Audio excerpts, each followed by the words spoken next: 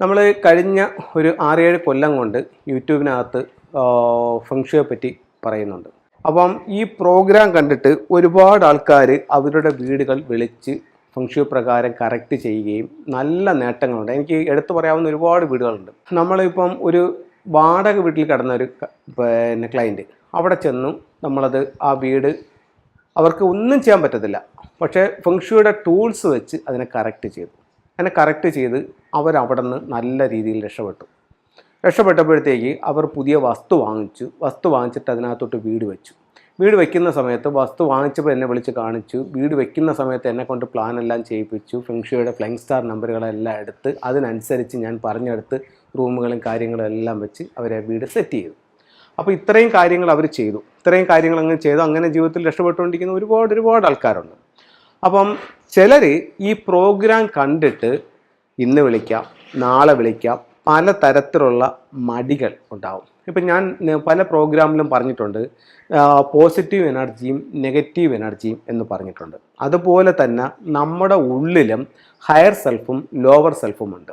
Higher self എന്ന് പറയുമ്പോഴത്തേക്ക് നമ്മുടെ ജീവിതത്തിലേക്ക് കൈപിടിച്ച് ഉയർത്തിക്കൊണ്ട് വരാനായിട്ട് നമ്മുടെ ഉള്ളിൽ 2 തരത്തിലുള്ള എനർജി ഉണ്ടെന്നാണ് പറയുന്നത്. ഒന്ന് ഹയർ സെൽഫും ഒന്ന് ലോവർ സെൽഫും.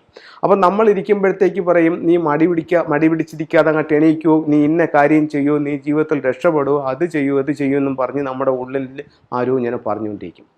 അതേ സമയം തന്നെ ലോവർ സെൽഫ് ആണെന്നുണ്ടെങ്കിൽ നമ്മൾ ഒരു കാര്യത്തിനും ചെയ്യാൻ വിടത്തില്ല. നമ്മളെപ്പോഴും മടിയും പിടിച്ച് ഷോർട്സും കണ്ടും യൂട്യൂബും കണ്ട് മറ്റേ ടി വിയും കണ്ട് എപ്പോഴും ഉറക്കവും മടിയുമായിട്ടിരിക്കും. ഇത് ലോവർ സെൽഫിൻ്റെ കളിയാണ്. അപ്പോൾ ലോവർ സെൽഫും ഹയർ സെൽഫും 2 എനർജികൾ നമ്മുടെ എല്ലാവരുടെയും ഇതിൽ ഉള്ളിലുണ്ടെന്നും ആ ഹയർ സെൽഫ് ആണെങ്കിൽ നമ്മുടെ ജീവിതത്തിലേക്ക് മുന്നോട്ട് കൊണ്ടുപോകാനായിട്ടുള്ള കാര്യങ്ങൾ ചെയ്യുമെന്നും ലോവർ സെൽഫ് ആണെങ്കിൽ നമ്മളെ ഒരു കാര്യത്തിലേക്കും വിടാതെ താഴോട്ട് നമ്മളെ വലിച്ചുകൊണ്ട് പോവുകയും നമ്മൾ സദാസമയവും മടി പിടിച്ച് നെഗറ്റീവായിട്ടുള്ളൊരു അന്തരീക്ഷത്തിൽ താമസിക്കാനാണ് ആർക്കിഷ്ടം?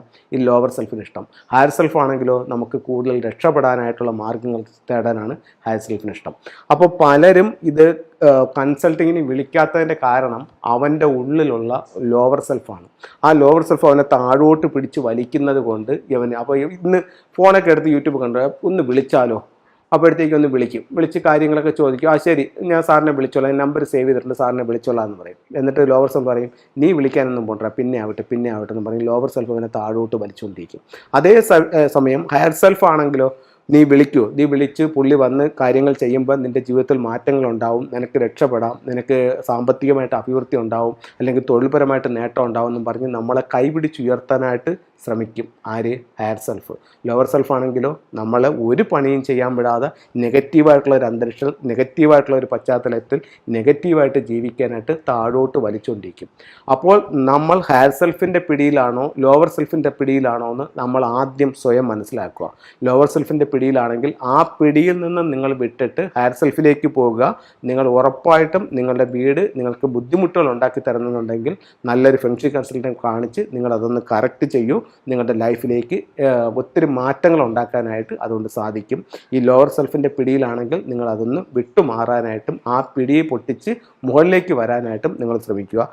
ഞാനിതൊരു മറ്റൊരു രീതിയിൽ നിങ്ങളിത് അവതരിപ്പിച്ചതേ ഉള്ളൂ. എന്തായാലും നമ്മുടെ ഉള്ളിൽ ഈ 2 സെൽഫുണ്ട്, ഒന്ന് ലോവറും ഉണ്ട്, ഒന്ന് ഹയറും ഉണ്ട്.